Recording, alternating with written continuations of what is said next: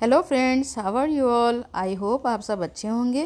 तो आज मैं बात करने वाली हूँ कि कैसे हम अपने पौधों को दिसंबर की कड़कड़ाती ठंड में हरा भरा और घना रख सकते हैं।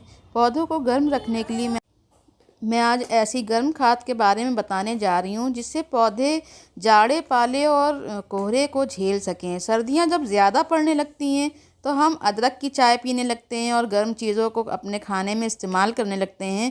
इसी तरह हमारे पौधों को भी इस तरह की चीज़ों की ज़रूरत होती है जिससे हमारे पौधों को भी अंदर से गर्मी मिलती रहे, ताकि ये सर्दी को बर्दाश्त कर सकें और उनको सारे माइक्रो न्यूट्रिएंट्स भी मिल सकें। तो हमें ऐसी खाद देनी होगी जिससे हमारे पौधे सर्दियों को झेल सकें और उनको सारे पोषक तत्व भी मिलते रहें। तो आज मैं जिस फर्टिलाइज़र के बारे में बात करने जा रही हूँ उसका नाम है सरसों की खली।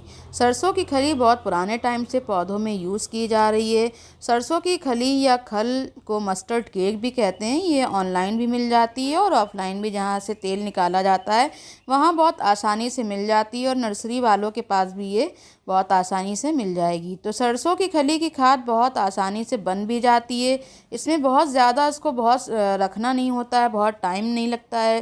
तो ये मैंने बहुत आसानी से घर पे ही बनाई है, और थोड़ी सी सरसों की खली लेकर इसको बहुत ईज़िली हम घर में बना सकते हैं।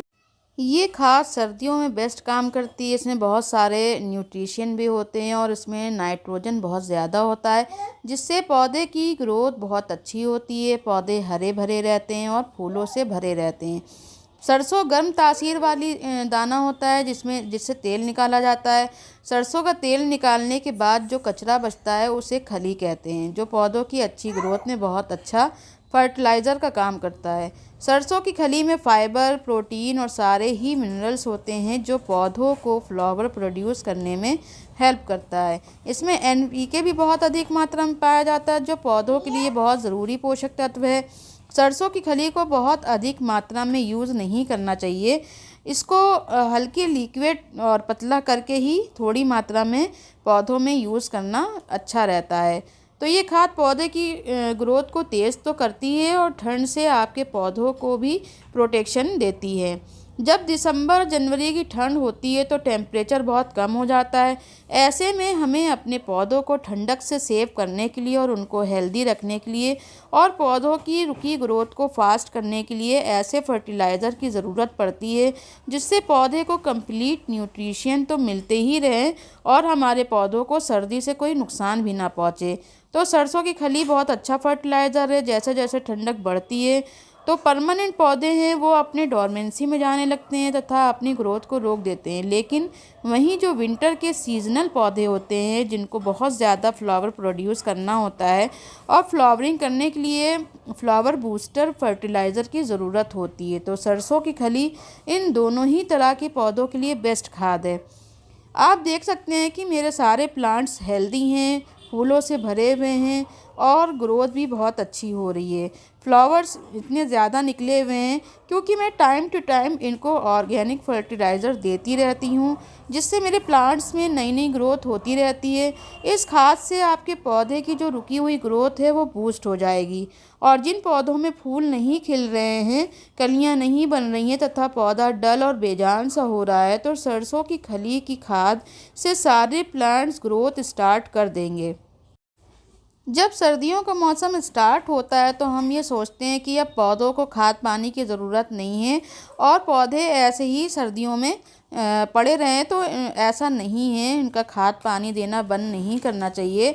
बस ये है कि हाँ, बहुत ज़्यादा नहीं देना है, लेकिन टाइम से इनको हर चीज़ देनी चाहिए ताकि ये सर्दियों में भी अपना काम करते रहें और अपने जो न्यूट्रिशन है उनको मिलते रहें।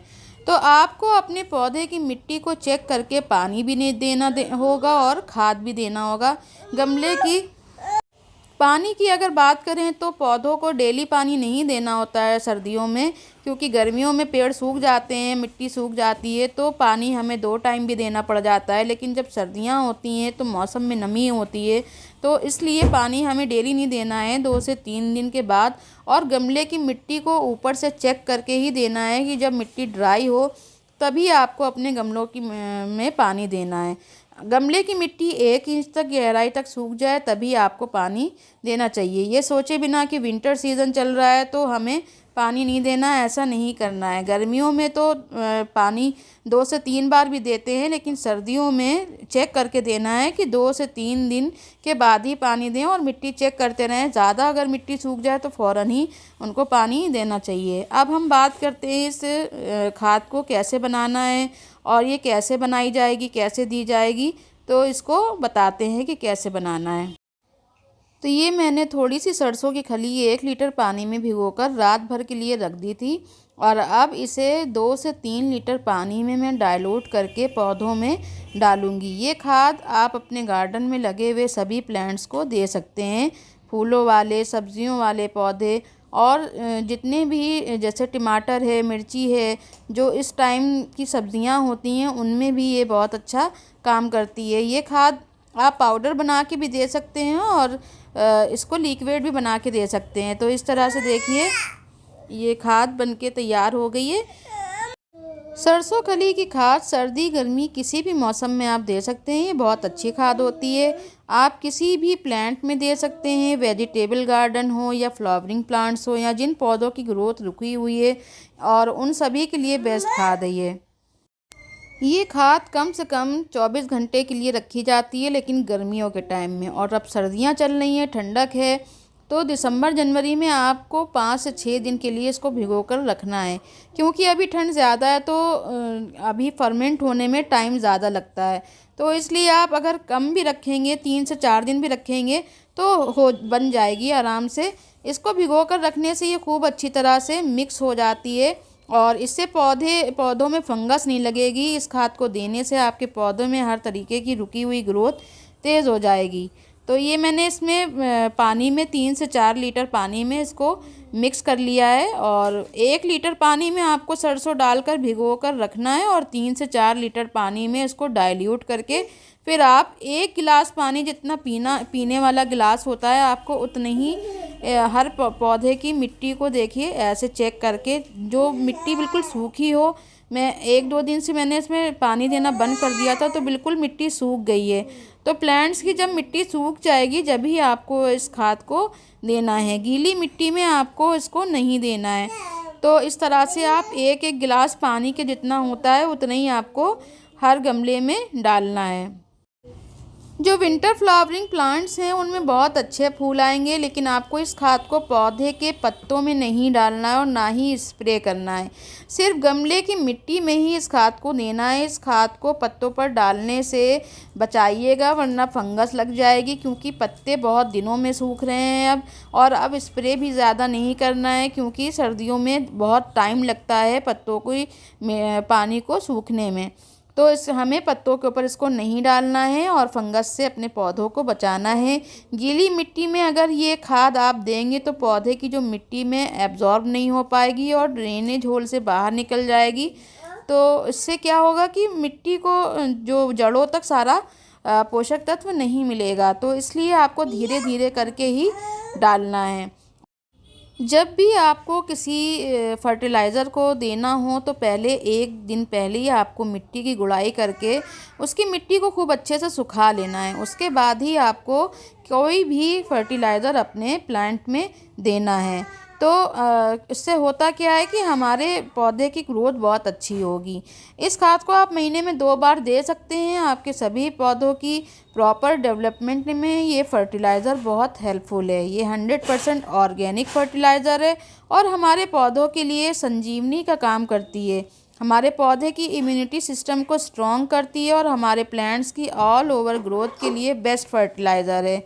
तो ये देखिए दोस्तों, मैंने इन्हीं फर्टिलाइज़र्स को अपने प्लांट्स में डाला और इतना छोटा सा 4-5 इंच का मेरा ये पॉट है और इसमें पिटूनिया का प्लांट है। और देखिए कितना ज़्यादा फूलों से भरा हुआ है कि मतलब पूरे बंचेस में फ्लावर्स आए हुए हैं। तो ये फर्टिलाइज़र आप विंटर्स में अपने सारे विंटर फ्लावर्स प्लांट में ज़रूर से इस्तेमाल करिए। इसका आपको बहुत अच्छा रिज़ल्ट मिलेगा। जो भी पिटूनिया है, डाइंथस है, साल्विया है और जितने भी लिली, मैरीगोल्ड, डेज़ी, जितने भी आपके पास प्लांट्स हैं, विंटर फ्लावरिंग प्लांट्स हैं, वो इसकी इम्यूनिटी को बूस्ट करेगा ये खाद, और बहुत अच्छी फ्लावरिंग लाने में बहुत हेल्पफुल है। बस आपको बहुत ही डाइल्यूट करके, पतली करके ही ये खाद डालनी है और गीली मिट्टी में नहीं डालना है। जिस तरीके से मैंने बताया है उसी तरह से आपको इस्तेमाल करना है, तो आपको इसका बहुत अच्छा रिज़ल्ट मिलेगा।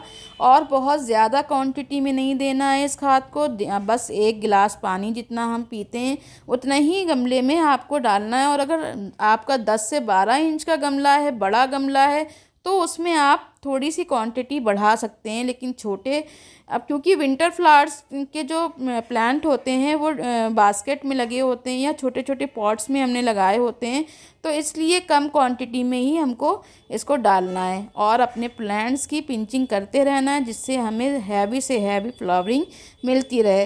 तो उम्मीद करती हूँ दोस्तों आपको आज का ये वीडियो अच्छा लगा होगा, और ये फर्टिलाइज़र के बारे में जो मैंने बताया है इसकी नॉलेज भी अच्छी लगी होगी।